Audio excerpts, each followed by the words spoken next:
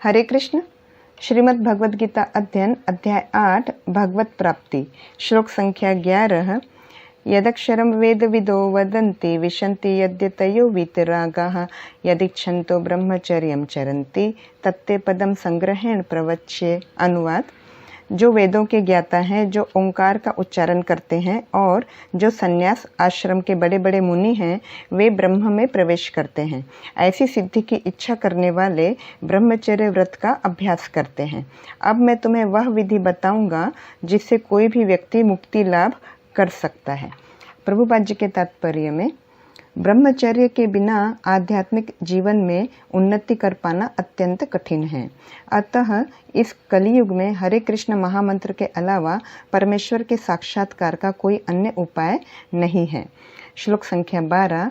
सर्वद्वाराणि संयम्य मनोहृदि निरुध्य च मूर्धन्य धायात् मनः प्राणम आस्थितः योगधारणाम। अनुवाद: समस्त इंद्रिय क्रियाओं से विरक्ति को योग की स्थिति योग धारणा कहा जाता है। इंद्रियों के समस्त द्वारों को बंद करके तथा मन को हृदय में और प्राणवायु को सिर पर केंद्रित करके मनुष्य अपने को योग में स्थापित करता है। प्रभुपाद जी के तात्पर्य में, अब यह विधि व्यावहारिक नहीं है। सबसे उत्तम विधि तो कृष्ण भावनामृत है। श्लोक संख्या 13। ओमित्येकाक्षरं ब्रह्म व्यवहारन् माम अनुस्मरन् यह प्रयाति त्यजन् देहम स याति परमाम गतिम। अनुवाद: इस योगाभ्यास में स्थित होकर तथा अक्षरों के परम संयोग यानी ओंकार का उच्चारण करते हुए यदि कोई भगवान का चिंतन करता है और अपने शरीर का त्याग करता है तो वह निश्चित रूप से आध्यात्मिक लोकों को जाता है। प्रभुपाद जी के तात्पर्य में, ओम ब्रह्म तथा भगवान कृष्ण परस्पर भिन्न नहीं है।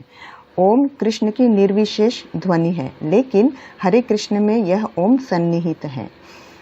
श्लोक संख्या 14।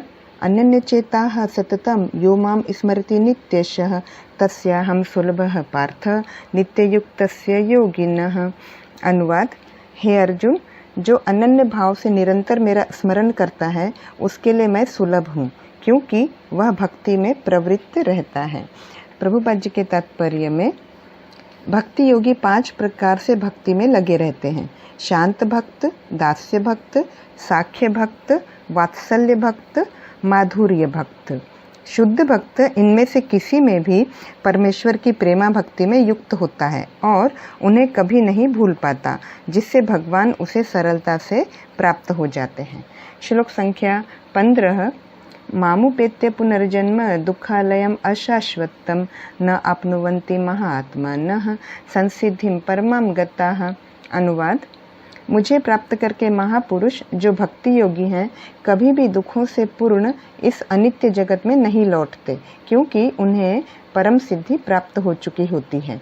प्रभुपाद जी के तात्पर्य में, यह नश्वर जगत जन्म, जरा तथा मृत्यु के क्लेशों से पूर्ण है। अतः जो परम सिद्धि प्राप्त करता है और परम लोक कृष्णलोक या गोलोक वृंदावन को प्राप्त होता है, वह वहाँ से कभी वापस नहीं आना चाहता।